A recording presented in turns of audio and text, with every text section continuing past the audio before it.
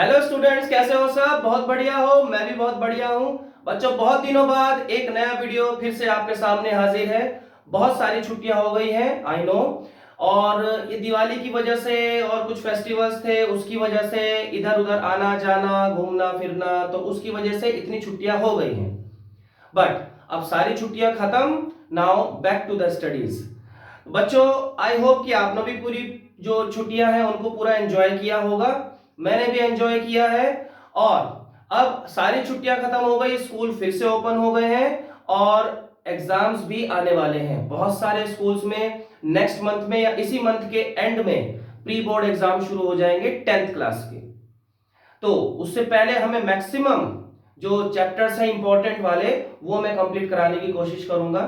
तो अब जो हमने कोई भी पार्ट जिसका हमने टच नहीं किया है वो है बायो का पार्ट। तो आज विदाउट वेस्टिंग एनी टाइम, क्योंकि छुट्टियां इतनी हो गई हैं, ज्यादा बातें नहीं करेंगे। तो जो भी हमारे बायो के जो इंपॉर्टेंट पार्ट्स हैं, इंपॉर्टेंट चैप्टर्स हैं, मैं वहां से शुरू करूंगा।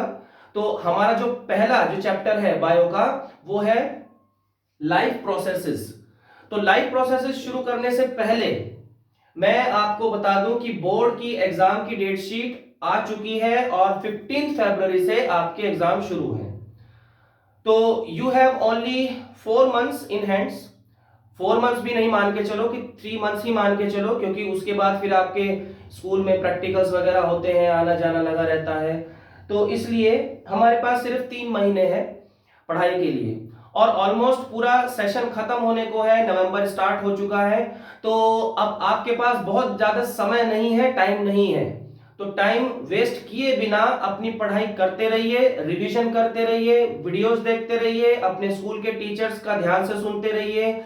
आई मीन टू से कि किसी भी तरह से कहीं से भी पढ़ें, लेकिन पढ़ें फोकस लगाकर। ठीक है, पूरा कंसंट्रेशन के साथ पढ़ें। चलो शुरू करते हैं। हमारा जो चैप्टर है लाइफ प्रोसेस। लाइफ प्रोसेस का मतलब क्या है, पहले वो समझ लेते हैं। लाइफ प्रोसेस का मतलब होता है कुछ हमारे बॉडी में ऐसे बायोलॉजिकल प्रोसेस जिसकी वजह से हम जिंदा हैं। सीधी सी बात यह है। बहुत सारे इंपॉर्टेंट मैकेनिज्म्स और फंक्शंस हमारी बॉडी में होते हैं। तो mainly there are 4 types of life processes जिसकी वजह से हमारा सर्वाइवल पॉसिबल है। तो प्रोसेसेस हमारे बॉडी के लिए इतने जरूरी हैं कि अगर एक भी प्रोसेस खत्म हो गया, so we will soon die, immediately मर जाएंगे, वी कांट सर्वाइव। तो कौन कौन से प्रोसेसेस होते हैं, देखो। पहले हम लाइफ प्रोसेस को डिफाइन कर लेते हैं। What is life process? Life process क्या होता है, पहले हम उसको डिफाइन करेंगे। लाइफ प्रोसेस मींस ऐसे बायोलॉजिकल प्रोसेसेस होते हैं that are essential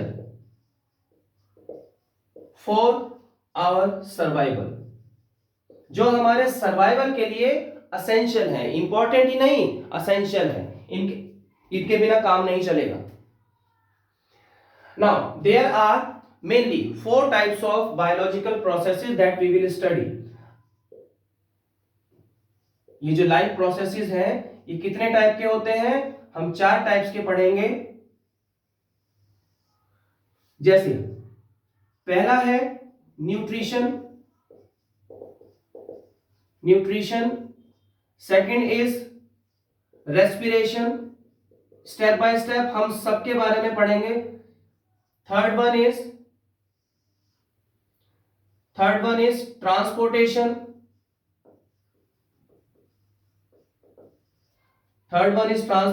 and fourth and last is excretion. So these are the 4 types of life processes that takes place inside our body all the time. ये होता रहता है हमारी body के अंदर, चारों प्रोसेसेस चलते रहते हैं।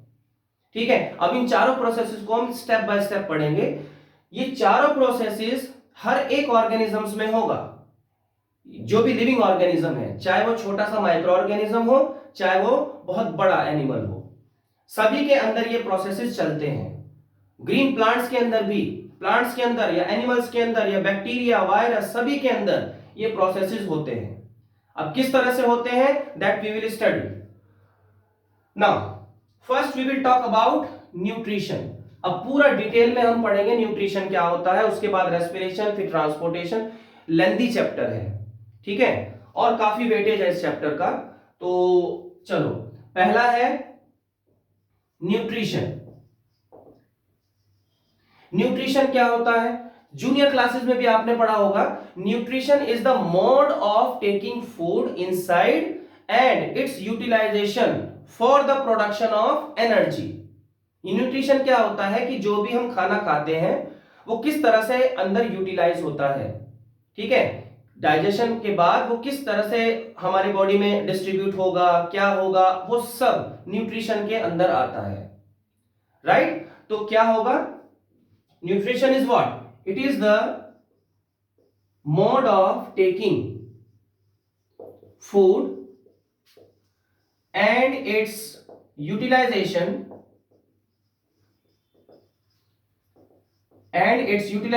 inside the body। किस तरह से यूटिलाइजेशन होता है, दैट इज कॉल्ड न्यूट्रिशन। हर एक ऑर्गेनिज्म है, चाहे वो प्लांट है, चाहे वो एनिमल है, चाहे वो ह्यूमन है। Humans are actually in the same category of animals. तो एनिमल्स और ह्यूमंस का जो फंक्शन है मोर और लेस सेम ही होता है। तो हम सभी लोग खाना खाते हैं, इवन जो माइक्रो ऑर्गेनिज्म है, वायरस, बैक्टीरिया, फंगाई, वो भी खाना खाते हैं, अपने अपने तरीके से खाते हैं सब। और उनके अंदर जो खाना जाता है वो किस तरह से डाइजेस्ट होता है, उसके बाद वो किस तरह से बॉडी सेल्स में डिस्ट्रीब्यूट होता है, ठीक है, वो सब हम पढ़ेंगे, वो सब न्यूट्रिशन में आता है। और उसके बाद वो एनर्जी प्रोड्यूस कैसे होती है, वो सब रेस्पिरेशन में आता है। तो जो एनर्जी प्रोडक्शन वाला जो पार्ट है वो हम रेस्पिरेशन में पढ़ेंगे, और जो डाइजेशन वाला पार्ट है, ठीक है, और उसके बाद डिस्ट्रीब्यूशन वाला जो पार्ट है, किस तरह से होता है फूड, कैसे डिस्ट्रीब्यूट होता है बॉडी सेल्स में, वो हम न्यूट्रिशन में पढ़ेंगे। और खाना कैसे खाया जाता है वो भी न्यूट्रिशन में पढ़ेंगे, ठीक है। तो न्यूट्रिशन समझ में आ गया, किस तरह से डिफाइन करते हैं, सर क्या मतलब होता है। अब न्यूट्रिशन जो होता है वो हर ऑर्गेनिज्म में डिफरेंट डिफरेंट तरीके से होता है। अब ऑर्गेनिजम्स को ब्रॉडली हम दो ही कैटेगरीज में डिवाइड कर सकते हैं, plants and animals. Plants and animals, तो plants are totally different from animals. Animals का जो रहने का, जीने का जो तरीका है, खाने का जो तरीका है, वो बिल्कुल अलग है प्लांट से। प्लांट अलग तरीके से करते हैं, एनिमल्स अलग तरीके से करते हैं, राइट। तो न्यूट्रिशन को हम इसी बेस पर थोड़ा सा डिफरेंशिएट करते हैं कि कितने टाइप्स के न्यूट्रिशन होते हैं। ओके, लिसन, न्यूट्रिशन के जो टाइप्स हैं वो कितने टाइप्स के होंगे।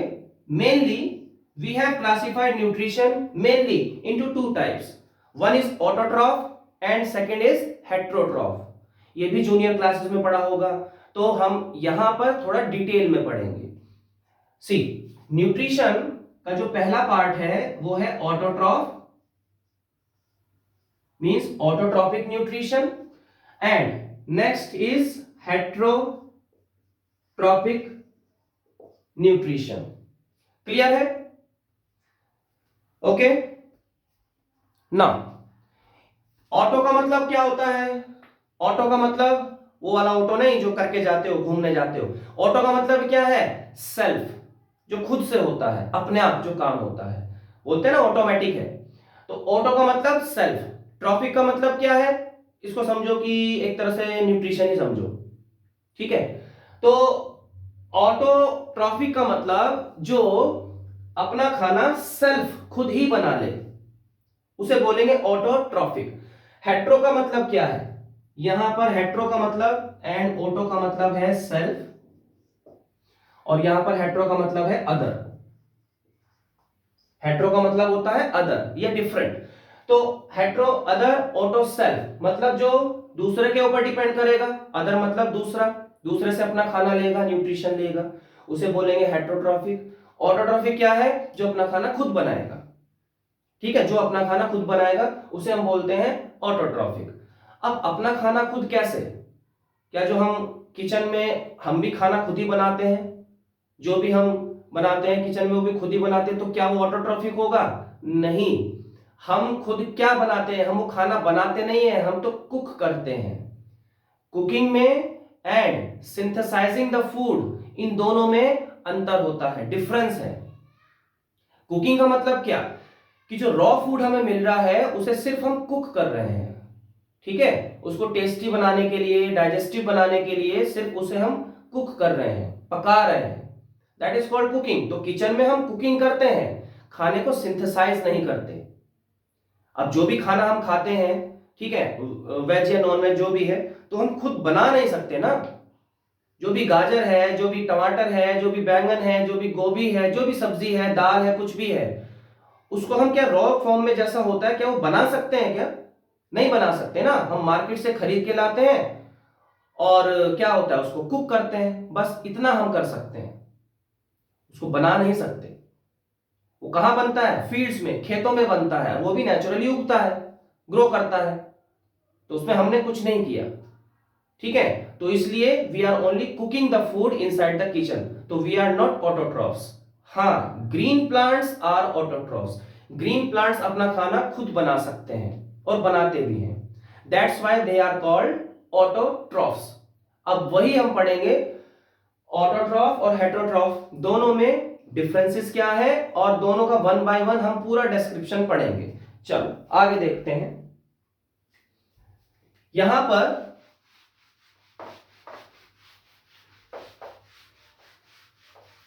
अगर हम बात करें ऑटोट्रॉफ्स, मैं सिर्फ ऑटो लिख रहा हूं, और हेटरोट्रॉफ्स मैं सिर्फ हेट्रो लिख रहा हूं।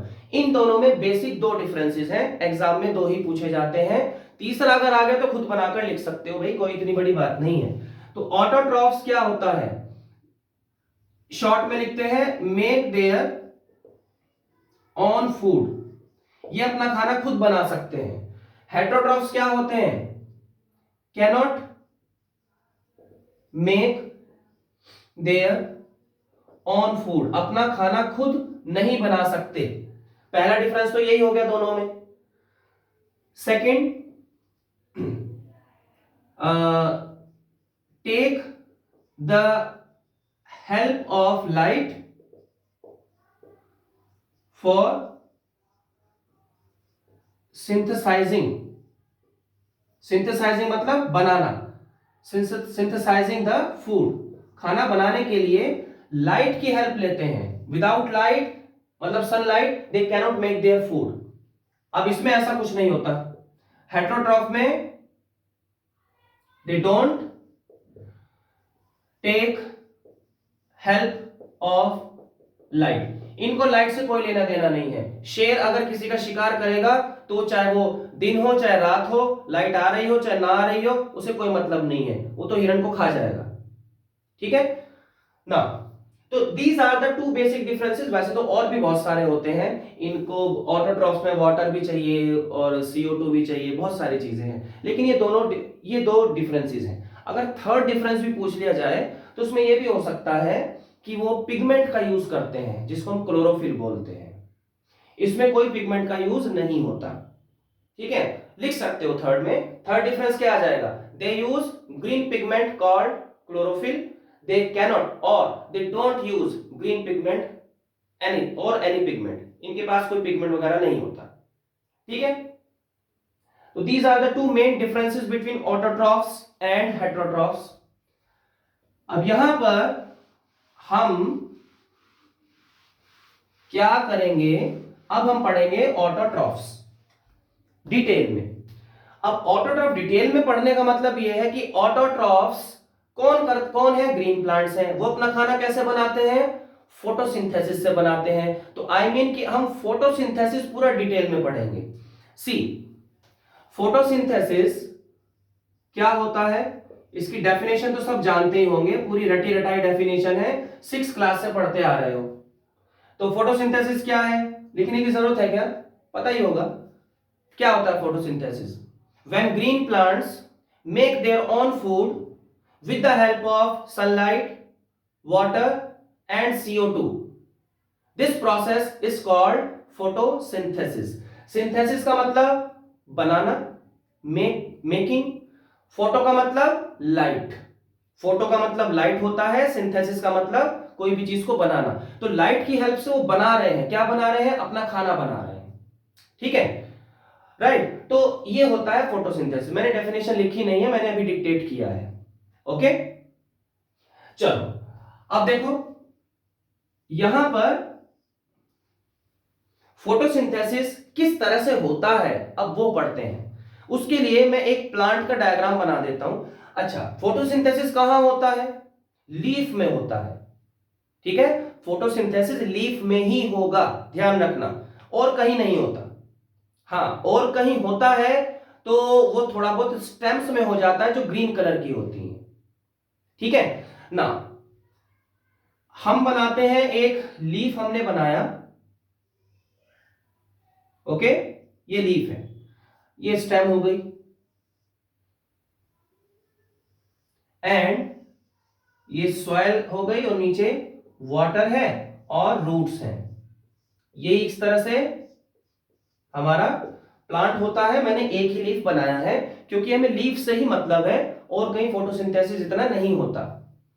नाउ सी, लीफ में एक ग्रीन कलर का पिगमेंट होता है विच इज कॉल्ड क्लोरोफिल। और क्लोरोफिल कहां पर होता है? क्लोरोप्लास्ट में होता है। क्लोरोप्लास्ट क्या होता है? क्लोरोप्लास्ट एक सेल ऑर्गेनल होता है जो कि हम ग्रीन प्लांट्स में देखते हैं। सेल के बारे में पढ़ा होगा 9th क्लास में। सेल ऑर्गेनल्स के बारे में भी जानते होंगे, माइटोकॉन्ड्रिया, लाइसोसोम, ठीक है, प्लास्टिड्स, ये सब सेल ऑर्गेनल्स हैं। तो जो क्लोरोप्लास्ट मैंने भी नाम लिया, क्लोरोप्लास्ट इस जो है प्लास्टिड का ही एक पार्ट है। प्लास्टिड क्या है? सुनो ध्यान से, प्लास्टिड्स, प्लास्टिक नहीं, plastid, these are the small components which are called cell organelles found in plant cell only. Cell organelles actually animal cell में भी होते हैं और प्लांट सेल में भी होते हैं। अब वो 9th क्लास का पार्ट है, मैं इतना डिटेल में नहीं जाऊंगा, ठीक है, वो तुम पढ़ चुके हो। तो एनिमल सेल में ये प्लास्टिड नहीं होता क्योंकि एनिमल्स को इसकी जरूरत नहीं होती। ये प्लास्टिड जो होता है वो प्लांट सेल में ही होता है। तो plastid are of 3 types mainly, एक ल्यूकोप्लास्ट, एक क्रोमोप्लास्ट और एक क्लोरोप्लास्ट। हम यहां पर क्लोरोप्लास्ट की बात करेंगे। क्लोरोप्लास्ट के अंदर we are talking about chloroplast, ठीक है। क्लोरोप्लास्ट के अंदर एक ग्रीन कलर का पिगमेंट होता है which is called chlorophyll. Pigment से क्या मतलब है? पिगमेंट वर्ड का क्या मतलब होता है? पिगमेंट का मतलब होता है कलर्ड सब्सटेंस, ठीक है। Coloured substance is called pigment. अब यहां पर कलर्ड सब्सटेंस कौन सा है? ग्रीन कलर का सब्सटेंस है विच इज कॉल्ड क्लोरोफिल। अब जो क्लोरोप्लास्ट है ये क्या होता है? इसके अंदर ग्रीन कलर्ड पिगमेंट होता है which is called chlorophyll. This pigment is called chlorophyll. इसी वजह से, क्योंकि ग्रीन कलर का होता है, इसी वजह से लीफ का जो कलर है वो क्या है? हमें ग्रीन दिखाई देता है, ठीक है। तो इस लीफ के अंदर क्या है? क्लोरोफिल है। क्लोरोफिल किसके अंदर है? एक्चुअली क्लोरोप्लास्ट के अंदर है, राइट। तो अगर कंफ्यूज करने के लिए ये क्वेश्चन दिया जाता है, which cell organelle is responsible for photosynthesis, listen carefully, which cell organelle is responsible for photosynthesis? Options are chloroplast, leucoplast, chlorophyll and something other। कोई चौथा ऑप्शन है, मान लो कुछ भी। अब बहुत से बच्चे तो क्लोरोफिल देखेंगे और टिक कर देंगे और सोचेंगे हमारा सही हो गया, but that is wrong. Chloroplast is the correct answer. क्यों? क्योंकि क्वेश्चन में पूछा है, क्या पूछा है? सेल ऑर्गेनल के बारे में पूछा है। सेल ऑर्गेनल क्या है? क्लोरोप्लास्ट है। क्लोरोफिल सेल ऑर्गेनल नहीं है। क्लोरोफिल क्या है? This is the pigment. अगर क्वेश्चन ऐसे आता है which pigment is responsible for photosynthesis, तो वहां पर क्लोरोफिल लिखना है, वहां पर क्लोरोप्लास्ट नहीं आएगा, वहां पर क्लोरोफिल आएगा। डिफरेंस समझ में आ रहा है ना? ओके ना, अब देखो किस तरह से होता है ये हमारा जो फोटोसिंथेसिस है। Actually what happens during photosynthesis, हमें पता है कि ग्रीन प्लांट्स अपना खाना बनाता है with the help of light, CO2 and water. 3 इसके रॉ मटेरियल्स हैं। तो रॉ मटेरियल्स पहले लिख लेते हैं।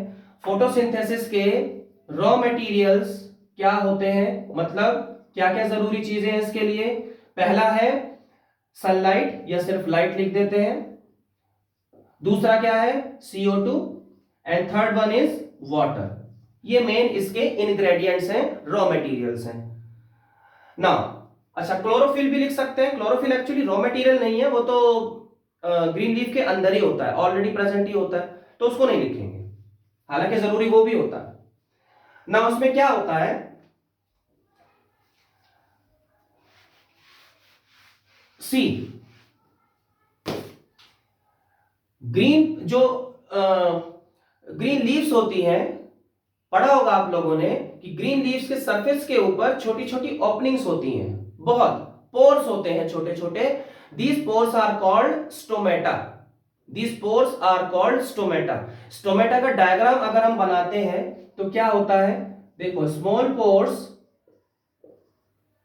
On the surface of leaf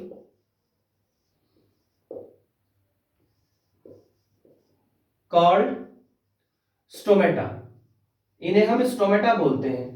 stomata का डायग्राम देखो किस तरह से होता है। स्टोमेटा में दो गार्ड सेल्स होते हैं लाइक दिस, ऐसे, और इसी तरह से दूसरा भी होगा लाइक दिस। ठीक है, ये हो गया, दो गार्ड सेल्स मैंने बनाए। अब इनके बाहर ये एपिडर्मल सेल्स होते हैं, these are the epidermal sales.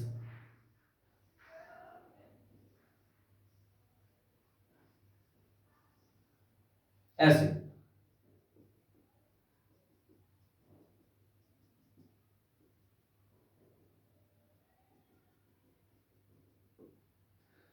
ये मैंने क्या बनाया, these are the epidermal sales.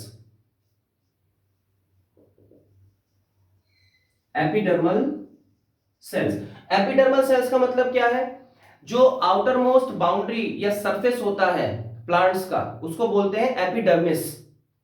ठीक है, एपिडर्मिस हमारे यहां भी होती है, हमारे बॉडी के ऊपर भी होती है, एनिमल्स के ऊपर भी होती है। मतलब जो स्किन है ना, वो स्किन के अंदर भी जो है वो एपिडर्मिस सेल से बनता है। स्किन जो होती है हमारी, एनिमल्स का भी जो आउटर सरफेस है वो एपिडर्मिस होता है। एपिडर्मिस का मतलब जो आउटर सरफेस होता है। तो प्लांट की जो लीफ का जो आउटर मोस्ट सरफेस होता है वो होता है epidermis, which is made up of epidermal cells. अब उन्हीं सेल्स के बीच में कहीं छोटे छोटे जगह जगह पर छोटे छोटे ओपनिंग्स होते हैं, पोर्स होते हैं। These pores are called stomata. अब ये क्या है, ये दोनों जो मैंने बनाए, these are the guard sales.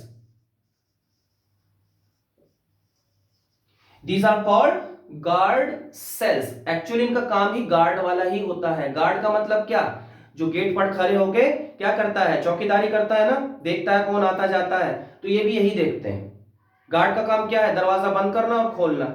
इनका काम भी क्या है, ये जो पोर है बीच में, इस पोर को ही हम क्या बोलते हैं, ये हमारा स्टोमेटल पोर है। स्टोमेटल पोर, दिस पोर, ये जो ओपनिंग है इसको बोलते हैं स्टोमेटल पोर। यही स्टोमेटा है एक्चुअली। ये जो बाहर है ये तो गार्ड सेल्स हैं, यही इस स्टोमेटा को बंद करते हैं और खोलते हैं, बंद करते हैं और खोलते हैं। कैसे इसकी ओपनिंग एंड क्लोजिंग होती है, देखो, जब गार्ड सेल्स में पानी भर जाता है, क्योंकि पानी तो हम देते ही है ना पौधों को, पानी तो हम प्लांट्स को डालते ही है रूट्स में, तो पानी ऊपर जाएगा, ऊपर से ट्रांसपिरेशन होगा, फिर नया पानी आएगा। तो जब पानी बहुत ज्यादा आ जाता है तो some of the water fills in these guard sales.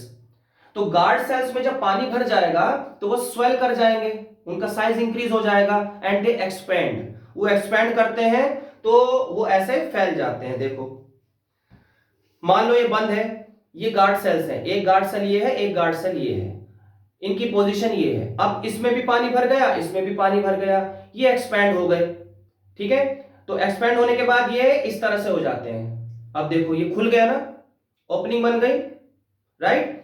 अब व्हेन दे लूज वाटर, जब इनमें से पानी निकल जाएगा तो क्या होगा, दे विल श्रिंक, वो श्रिंक हो जाएंगे, और श्रिंक होने के बाद दे कॉन्ट्रैक्ट लाइक दिस, इस तरह से सिकुड़ जाते हैं और ये ओपनिंग बंद हो जाती है। तो this is how stomata opens and close. बस याद ये रखना है कि जब पानी उनमें भरता है, इन गार्ड सेल्स में पानी भर जाता है, तो ये एक्सपैंड करते हैं और स्टोमेटल पोर खुल जाता है, और जब इनका पानी लूज हो जाता है तो ये बंद हो जाता है। ठीक है ना। अब खुलना बंद होना जरूरी है ना। मान लो गैस को अंदर जाना है तो खुलेगा वो ओपनिंग, तभी तो गैस अंदर जाएगी, या कुछ गैस को बाहर आना है। एक्चुअली ये जो स्टोमेटा होता है, it is for exchanging the gases like carbon dioxide and oxygen gas. Stomata के थ्रू ही ये अंदर बाहर आती जाती रहती है। ठीक है ना। और जैसे ट्रांसपिरेशन में हमने पढ़ा हुआ है, ट्रांसपिरेशन में क्या होता है, वाटर इवापोरेट होता है लीफ से, तो वाटर को बाहर जाने के लिए जगह चाहिए। वो जगह कौन प्रोवाइड कराता है, स्टोमेटा। स्टोमेटा का जो पोर है वो ओपन हो जाता है, वहां से पानी निकलता रहता है। ठीक है ना। तो स्टोमेटा का फंक्शन क्या हुआ, अलग से लिख देते हैं, और पूछा जाता है, very important question, what is the function of stomata. Stomata का जो फंक्शन है वो कैसे डिफाइन करेंगे, stomata helps in exchanging of gases like O2 and CO2, also helps in transpiration में भी हेल्प करता है। बस ये इसका फंक्शन है। ठीक है। CO2 चाहिए ना ग्रीन प्लांट को, तो CO2 ले लेता है। अब CO2 अंदर जाएगा, लीफ के अंदर जाएगा, कहां से जाएगा, उसको जगह चाहिए ना जाने के लिए, तो वो इस पोर के थ्रू ही अंदर एंटर करता है। अब हम ये भी पता है कि फोटोसिंथेसिस में ऑक्सीजन गैस बनती है और वो बाहर निकल जाती है एटमॉस्फेयर में, तो उसको भी बाहर निकलने के लिए जगह चाहिए। वो जगह कहां से मिलती है, अगेन स्टोमेटा से मिलती है। बात समझ में आ रही है ना। तो this is the function of stomata, और this is the diagram, simple सा डायग्राम है, ये आप बना भी सकते हो, बुक्स वगैरह में भी सब दिया हुआ है। ठीक है, वहां से देख लेना। चलो अब बात करते हैं कि एक्चुअली होता क्या है। जैसे यहां पर फोटोसिंथेसिस में ये आ रही है हमारी सनलाइट। ओके, ये हमारी सनलाइट है। तो सबसे पहले क्या होता है फोटोसिंथेसिस में ना, एक्चुअली रिएक्शन ही है, इसके रिएक्शन के दो पार्ट्स हैं। एक होती है लाइट रिएक्शन, एक होती है डार्क रिएक्शन। डार्क का मतलब ये मत समझ लेना कि रात में होता है, रात में नहीं होता, अभी बताऊंगा उसको डार्क रिएक्शन क्यों बोलते हैं। एक होती है लाइट रिएक्शन, एक होती है डार्क रिएक्शन। तो पहले हम लाइट रिएक्शन की बात कर लेते हैं। ठीक है, सुनो ध्यान से। हमने क्या किया, रूट्स में पानी डाला, सोयल में पानी डाला हुआ है। ठीक है, अब ये पानी जाइलम के थ्रू ऊपर जाएगा, तो ये water is climbing up through the stems. ऐसे ये क्या जा रहा है, वाटर ऊपर जा रहा है। तो जैसे ये वाटर लीफ में एंटर करेगा, ये वाटर लीफ में एंटर कर गया। ठीक है, लीफ के अंदर जैसे ही वाटर एंटर करेगा, वाटर स्प्लिट कर जाता है हाइड्रोजन एंड ऑक्सीजन में। सुनना ध्यान से, वाटर स्प्लिट्स क्यों, हाइड्रोजन एंड ऑक्सीजन में। क्यों टूटता है, with the help of this sunlight. Now अब चीजों को समझना, सनलाइट ग्रीन प्लांट्स के अंदर आई, उसको एब्जॉर्ब किसने किया, उस एनर्जी को एब्जॉर्ब भी तो करना है ना, सोलर एनर्जी को एब्जॉर्ब करना है। That absorption is done by chlorophyll, इसीलिए क्लोरोफिल जरूरी होता है। अगर क्लोरोफिल नहीं होगा तो सनलाइट एब्जॉर्ब नहीं हो पाएगी और हमारा फोटोसिंथेसिस होगा ही नहीं। तो यहां पर क्या काम हो रहा है, सनलाइट देखो गिर तो रही है, ये भी तो हो सकता है कि वापस रिफ्लेक्ट हो जाए। भाई लाइट तो रिफ्लेक्ट ही हो जाती है, और हमें पता है कि जो लीव्स वगैरह है वो तो एक तरह से ओपेक सब्सटेंस ही होगा, माना जाएगा, तो उसमें तो most of the sunlight reflect हो जानी चाहिए, सारी रिफ्लेक्ट हो जानी चाहिए, लेकिन ऐसा होता नहीं है। कुछ सनलाइट, कुछ सोलर एनर्जी एब्जॉर्ब भी हो जाती है, and that absorption is done by chlorophyll. जरूरी है एब्जॉर्ब होना, क्योंकि जो एनर्जी एब्जॉर्ब होगी उसी से फिर हमारा ऑक्सीजन गैस बनता है, और ये सब प्रोसेस आगे कंटिन्यू होता है। तो पहला हम स्टेप बाय स्टेप बात करते हैं। स्टेप वन में क्या हुआ, light is absorbed by the chlorophyll. Chlorophyll ने लाइट को एब्जॉर्ब कर लिया, चलो ठीक है। कहां एब्जॉर्ब किया? लीफ के अंदर। स्टेप 2, अब स्टेप 2 में क्या आया? Water which is coming into the leaf, water जो लीफ में एंटर कर रहा है वो स्प्लिट हो जाता है। Water splits with the help of light, light की एनर्जी से, सोलर एनर्जी से, जो कि पहले एब्जॉर्ब करी जा चुकी है, उसकी हेल्प से वाटर स्प्लिट कर जाता है। This process is called photolysis. This is called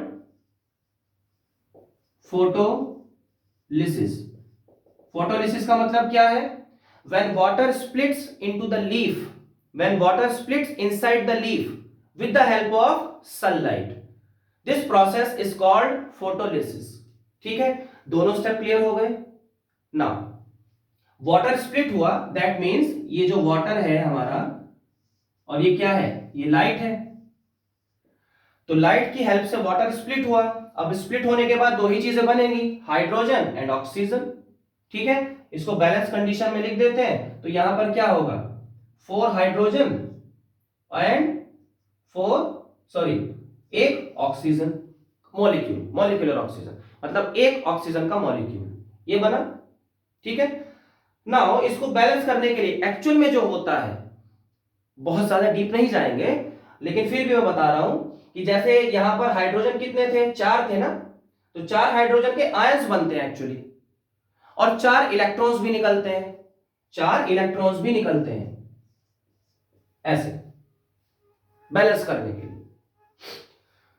ठीक है ना, तो 4 इलेक्ट्रॉन्स हैं, 4 प्रोटॉन्स हैं, तो दोनों बैलेंस होकर चार्ज विल बी 0, न्यूट्रल हो जाएगा। तो यहां पर एक्चुअली हमें क्या ध्यान रखना है कि वाटर स्प्लिट हो जाता है ऑक्सीजन एंड हाइड्रोजन में, ऑक्सीजन एंड हाइड्रोजन में, लेकिन हाइड्रोजन गैस नहीं बनती, उसकी आयंस की फॉर्म में इस तरह से वो रिलीज होता है, स्प्लिट होता है, रिलीज नहीं बोलेंगे, स्प्लिट होता है। ठीक है ना, अब ये तो देखो आयनिक फॉर्म में है, तो आयंस तो अभी लीफ के अंदर ही रहेंगे।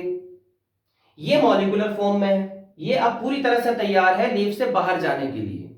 ये मॉलिक्यूलर फॉर्म है ऑक्सीजन की, हाइड्रोजन की मॉलिक्यूलर फॉर्म नहीं है, मतलब हाइड्रोजन अभी गैस की फॉर्म में नहीं है, तो अभी बाहर नहीं जा सकती। तो ये जो हाइड्रोजन के आयंस है ये अंदर ही रहेंगे लीफ के अंदर। ये जो ऑक्सीजन का मॉलिक्यूल है, it is in the gaseous form and it is ready to escape the leaf, leaf को छोड़ने के लिए तैयार है। अब कहां से ये बाहर निकलेगा ऑक्सीजन गैस? स्टोमेटा से।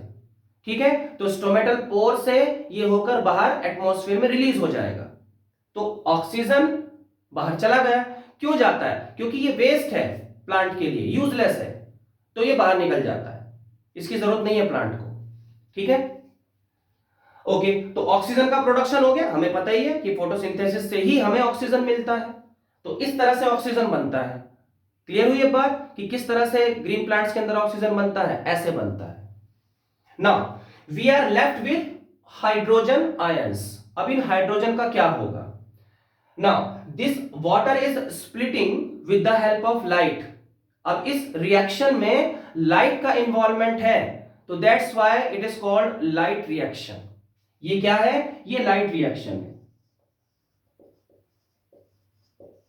ये लाइट रिएक्शन है। बोलो, समझ में आई बात? क्योंकि लाइट की हेल्प ले रहा है। अब क्या होगा? 2 स्टेप्स हो गए। स्टेप 3 में क्या होगा? देखो,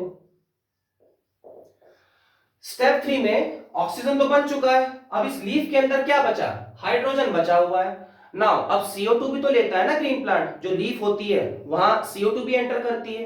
अब देखो CO2 भी एंटर हो रही है चारों तरफ से, इधर से भी, इधर से भी, इधर से भी CO2 एंटर हो रही है, लीफ के अंदर आ रही है CO2। कैसे? स्टोमेटा के थ्रू आ रही है। अब जो CO2 अंदर गई, अब लीफ के अंदर CO2 को क्या मिलेगा? लीफ के अंदर CO2 को मिलेगा हाइड्रोजन। अब हाइड्रोजन के साथ CO2 कंबाइन कर जाता है and finally it makes glucose, it makes carbohydrate. ठीक है, समझ में आ गई बात। अब इस रिएक्शन में, कौन सी रिएक्शन में, चलो पहले लिख लेते हैं। स्टेप 3 क्या है? CO2 कंबाइंस, CO2 पहले एंटर कर चुकी है। स्टेप 3 में क्या है? CO2 combines with hydrogen inside the leaf and makes carbohydrate, carbohydrate बना देता है। इसकी रिएक्शन अगर हम लिखें तो क्या होगा? जैसे CO2 है और ये क्या है? हाइड्रोजन है, ये क्या बना रहा है? C6H12O6। ये क्या है? हमारा ग्लूकोज है या फिर कार्बोहाइड्रेट है। यही फाइनली बनता है। ठीक है, यही बनता है फाइनली। तो यहां पे देखो कार्बन है, ऑक्सीजन है एंड हाइड्रोजन है। ठीक है, ये आपस में केमिकल रिएक्शन करते हैं with the help of some enzymes.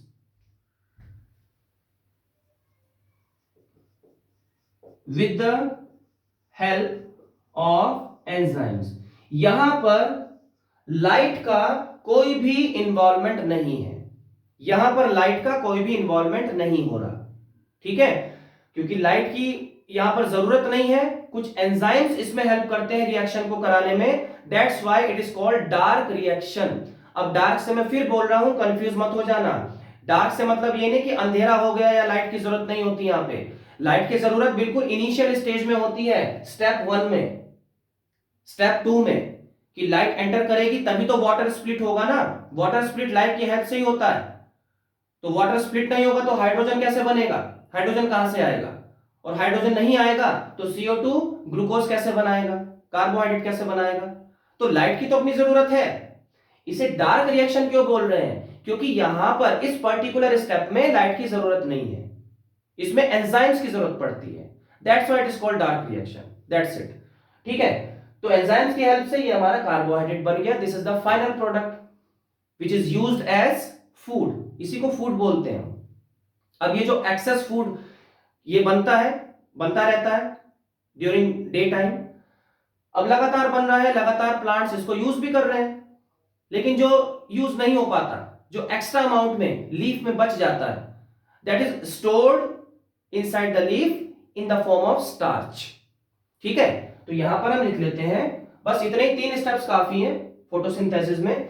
तो जो एक्स्ट्रा कार्बोहाइड्रेट है, extra carbohydrate is stored inside the leaf with the inside the leaf in the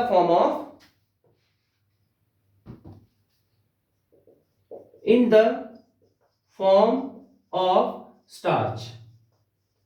तो starch is also a form of carbohydrate. तो starch की form में वो leaf में store हो जाता है। बोलो, समझ में आई कहानी? ये सारे स्टेप्स क्लियर हुए? तो इस तरह से फोटोसिंथेसिस होता है। फोटोसिंथेसिस की एक अगर सिंगल इक्वेशन हम लिखें, किस तरह से लिखते हैं? ये तो मैंने स्टेप बाय स्टेप बताया ना, कि पहले ऑक्सीजन बना, उसके बाद ये कार्बोहाइड्रेट बना। तो लेकिन अगर हम एक सिंगल वे में, सिंगल इक्वेशन से, एग्जाम में क्वेश्चन आता है right the equation of photosynthesis, तो ये तो स्टेप बाय स्टेप है, तो इतना तो एक्सप्लेन नहीं करेंगे। उसमें एक इक्वेशन लिख देंगे, वो क्या होगी? CO2 प्लस H2O गिव्स, ऊपर लिख देंगे सनलाइट, और ये हो जाएगा क्लोरोफिल। ठीक है, सनलाइट और क्लोरोफिल की हेल्प से, ये क्या स्पेलिंग लिख दी मैंने, सनलाइट और क्लोरोफिल की हेल्प से अब क्या बन रहा है यहां पर? C6H12O6 एंड क्या बनेगा? ऑक्सीजन बन जाएगा। ठीक है, ये एक सिंगल इक्वेशन है फोटोसिंथेसिस की। बैलेंस कर लेना भाई अपने आप लोगों को पता होगा कि मैं बैलेंस नहीं करता हूं, इसका मतलब ये नहीं कि मुझे बैलेंसिंग नहीं आती है, वो चीज मैं आपके ऊपर छोड़ देता हूं। ठीक है, कर लेना अपने आप, थोड़ा सा आलस आता है करने में। ठीक है, अपने आप कर लेना। ये इक्वेशन होती है फोटोसिंथेसिस की। ठीक है, कुछ रह तो नहीं गया इसमें, मिसिंग है क्या? CO2 एंड वाटर, यही तो होता है, ग्लूकोज बना और ये बना, हाँ ठीक है। तो ये कंप्लीट इक्वेशन है फोटोसिंथेसिस की, ठीक है। तो आई थिंक इतना सिलेबस के अकॉर्डिंग इतना फोटोसिंथेसिस जानना बहुत है, ठीक है। चलो बच्चों, तो आई होप कि आप इतने दिनों बाद का ये जो लेक्चर है, मेरी एनर्जी में आप कुछ कमी महसूस कर रहे हैं क्या? आई थिंक नहीं कर रहे होंगे, एनर्जी तो मेरी वही है जो पहले थी, बस बहुत दिनों बाद स्टार्ट किया है, तो हो सकता है कि कुछ थोड़ा बहुत कमी लग रही हो, कोई बात नहीं, फिर से ट्रैक पर आएंगे। तो आज की क्लास ओवर करते हैं, ये पूरा फोटोसिंथेसिस ऑटोट्रॉफ का ये पूरा पोर्शन खत्म होता है। तो नेक्स्ट क्लास के लिए वेट करिए, तब तक के लिए खुश रहिए, पढ़ते रहिए। Thank you so much.